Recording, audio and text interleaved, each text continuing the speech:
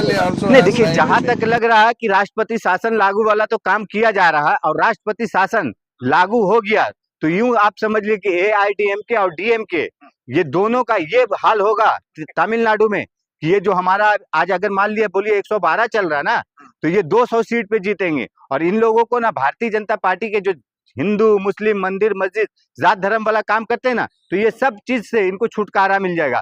क्योंकि आप देखिए वहां पे क्या हो रहा है ना भारतीय जनता पार्टी को कि भाई ये किस तरीके से ईसाई समाज का एक बंदा आ गया वहां पे, उसको हम सीएम बनाएंगे। वहां पे बोलिए टोटल 46 लाख, तमिलनाडु में टोटल 46 लाख क्रिश्चियन है, बाकी 6 करोड़ हिंदू है। अब उसको लग रहा है कि भाई कैसे हम 46 लाख क्रिश्चियन के प्रतिनिधि को हम सीएम बनाने देंगे। ये भारतीय जनता पार्टी ये हिंदू मुस्लिम नहीं कर पाई। और इसको देख लीजिए क्या कर रही, अपने जो भी संवैधानिक संस्थान पे बैठे हुए लोग हैं उनके द्वारा इसको पीछे करने का काम कर रही है।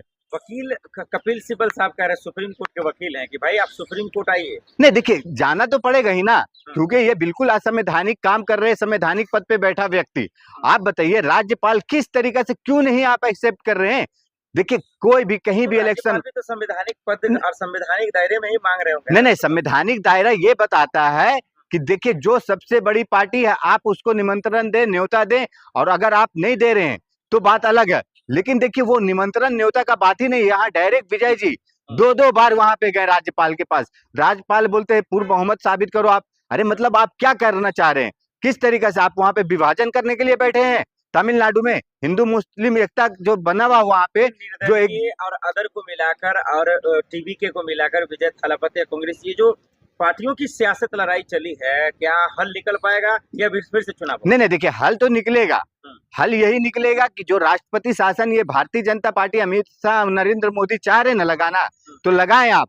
और उसके बाद आप देखिएगा किस तरीके से हल निकलेगा कि इन लोगों को ना हल चलाना पड़ जाएगा पूरे देश में, और पूरे देश से ये भारतीय जनता पार्टी उखड़ के फेंकाएगी।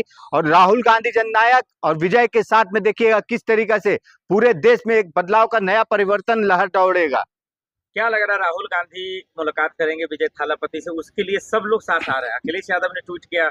देखिए मुलाकात की जो बात आप कर रहे हैं ना, राहुल गांधी जी मुलाकात करने के लिए भी राहुल गांधी जी ने खुद मैसेज किए, क्योंकि जब उनके पिताजी ने जैसे ही इनको बहुमत आया तो विजय जी के पिताजी ने डायरेक्ट उन्होंने बोले कि हम कांग्रेस से गठबंधन करेंगे। यहाँ तक कि विजय जी ने भी बोले कि हाँ हम कांग्रेस से गठबंधन करेंगे। और देखिए कांग्रेस से अगर वो करना चाह रहे तो क्यों करना चाह रहे, क्या हुआ ना कि बीजेपी के तरफ से जो चाह था, ख्वाब था, सपना था, उसको विजय जी तोड़ने वाला काम किए। ये लोग सोच रहे थे क्या बीजेपी वाले किए हमें समर्थन देगा, हमें सपोर्ट करेगा, लेकिन विजय जी ने पहले ही बोल दिए थे कि भाई हमको चाहे कुछ भी हो जाएगा, ये जो हिंदू मुस्लिम धर्म पे जो आधारित पार्टी है हम इसका समर्थन नहीं देंगे, सपोर्ट नहीं करेंगे। इसलिए भारतीय जनता पार्टी बौखलाकर विजय जी को मुख्यमंत्री बनने नहीं देना चाह रही है।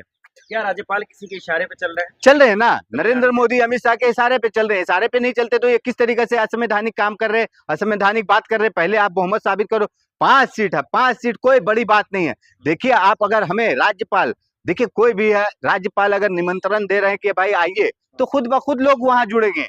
आप अगर कोई ऐसे पद पे रहते हैं तो देखिए आपसे कितने लोग जुड़ते हैं, कितने लोग कनेक्ट होते हैं। क्यों होते हैं? क्योंकि आपकी पावर है, पावर आपको देखता है समझता है तो लोग खुद ब खुद जुड़ते हैं। लेकिन वहां पे जुड़ने के लिए सब तैयार है, लेकिन ये क्या कर रहे हैं ना, डीएमके के लोग वहां पे जिस तरीके से ये हंगामा मचाने वाला काम कर रहे हैं, और ये किसके इशारा पे कर रहे हैं, नरेंद्र मोदी अमित शाह के इशारा पे हो रहा।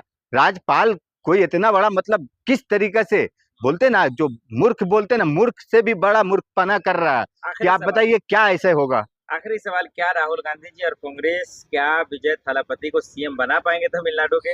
देखिए अगर ये जो बहुमत मिली है इसमें भारतीय जनता पार्टी जो चाह रही है कि वहां पे हम राष्ट्रपति शासन लागू करने लगाने के लिए ये लगा देगी, तो भी विजय थालापति वहां का तमिलनाडु का सीएम बनेगा।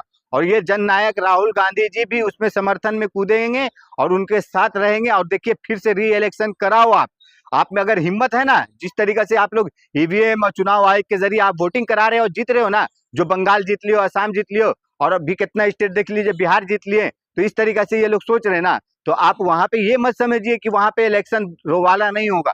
वहां पे डायरेक्ट दोबारा इलेक्शन आपको कराना पड़ेगा। और उसके बाद आपको जो आपको जो कुछ 49 सीट मिली है ना, इससे भी आपको हाथ धोना पड़ेगा भारतीय जनता पार्टी को, और वहां पे पूर्ण बहुमत से सरकार बनेगी कांग्रेस की। अब